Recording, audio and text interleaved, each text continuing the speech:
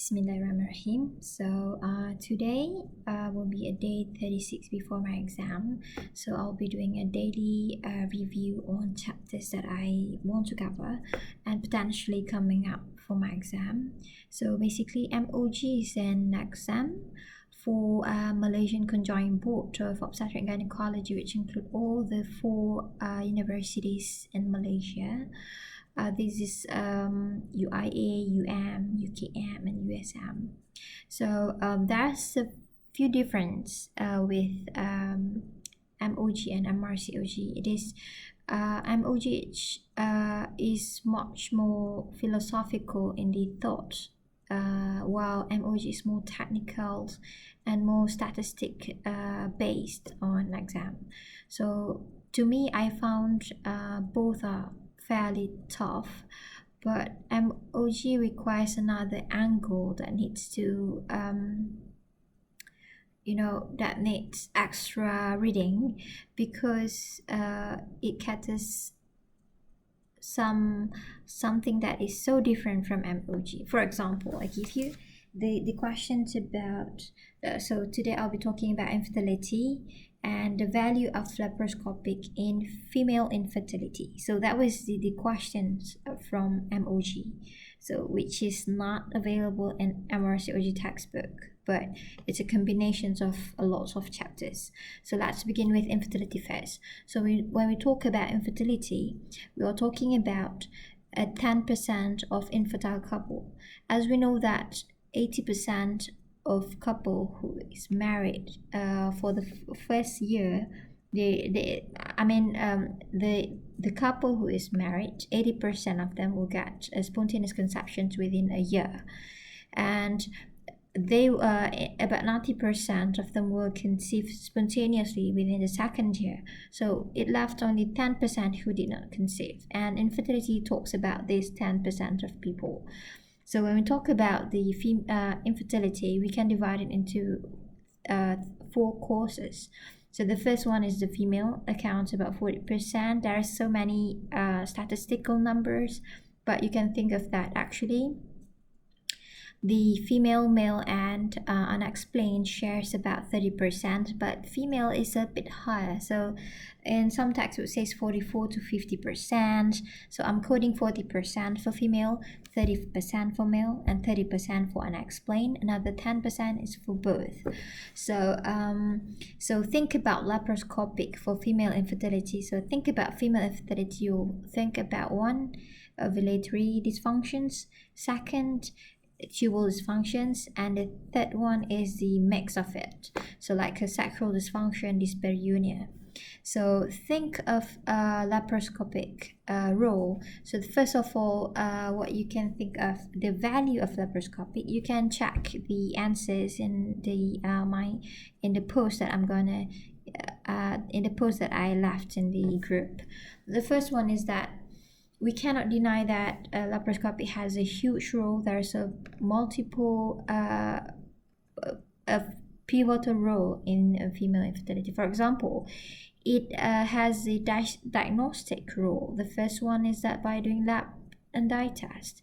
As we know that to diagnose a tubal blockage, we can either do it by ultrasound using a saline infusion sonography and TVS, or we can do it via HSG or hysterosalpingogram, doing an X-ray with the iodine contrast. And the 3rd one we can do by doing laparoscopic and dye test. And by far, the laparoscopic dye test is the gold standard, and because it can diagnose about 30% of what HSG might miss. So HSG is quite sensitive and quite specific, but it missed about 30% of tube problems that can be diagnosed with laparoscopic and dye test. So first of all, a diagnostic. It is the number 1 way of diagnosing a tubal issues. Secondly is the therapeutic. Apart from diagnostic, it also plays a therapeutic role, which is not present in HSG or SIS. So for therapeutic, as you can think of, we can do a lot of minimally invasive surgery with laparoscopic. For example, we can do endometrioma drainage. We didn't talk about the recurrence rate, the effectiveness of the surgery, but we talk about the role per se. So we can use laparoscopic for drainage of the endometrioma. We can do cystectomy. We can do ablations on the endometriotic spots everywhere. So that is the rule. And secondly, we can diagnose something that is need a direct visualizations. For example, salphingectomy, ethnic that you can find in TB patients, TB peritoneum patients.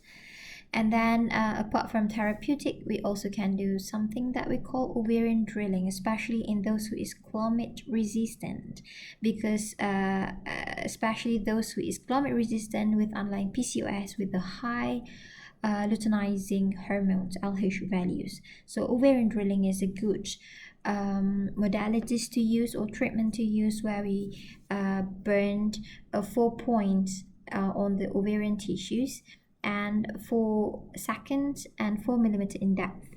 So I know there is a lot of argument about this practice. Some suggest to start metformin apart from doing ovarian drilling, but it is used to be one of the role of laparoscopic in female infertility. So as for therapeutic, again, we can do GIFT for ART procedures. So it's a gamete intrafallopian transfer. I am not so sure about this, but it's written quite nicely in Duta's textbook. And apart from the therapeutic, it is also a procedure that we can use to ease the subsequent ART. How? For example, by doing a ovarian plications. We know that in endometriosis, for example, the ovary sometimes distorted and engulfed by the fallopian tubes. So what we can do is to release the trapped ovary and plicate. So there is a lot of ways of people doing plications of the ovary, but some suggest to plicate at the anterior abdomen using a non-absorbable suture. So basically, we can see the knots outside on the skin. So plicate it with the non-absorbable suture, bilaterally plicate, and then after we think that the intra-abdominal wound already healed a bit, we can release the ovary so there will be no adhesion. And some suggest to plicate near the round ligament or at the POD to ease the procedure during ovarian pickup. Okay, apart from that, we also can do the benefits of laparoscopic is for training. As we know that doing a laparoscopic takes a longer learning curve compared to laparotomy. So we can use it as a training, and in fact we can sometimes record the laparoscopic procedures, because we just can easily record at the screen and present it during a conference, international conferences. So it is a good modalities for training as well. So the fifth point is that it can become a prevention to increase the success rate of ART.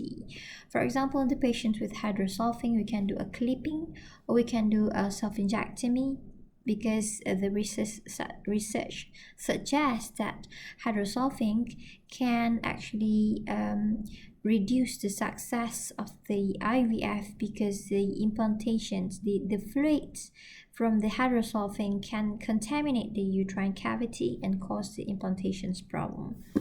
And apart from that, it is also we also can do some prophylactic gonadal removal of testicular feminizing syndrome and prevent the dysgerminoma. So it's a prevention for the female infertility.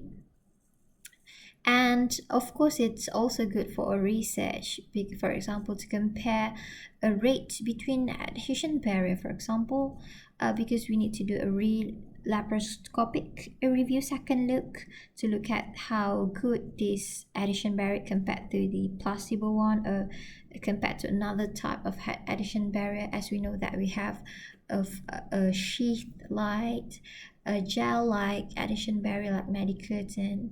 So we have a lot of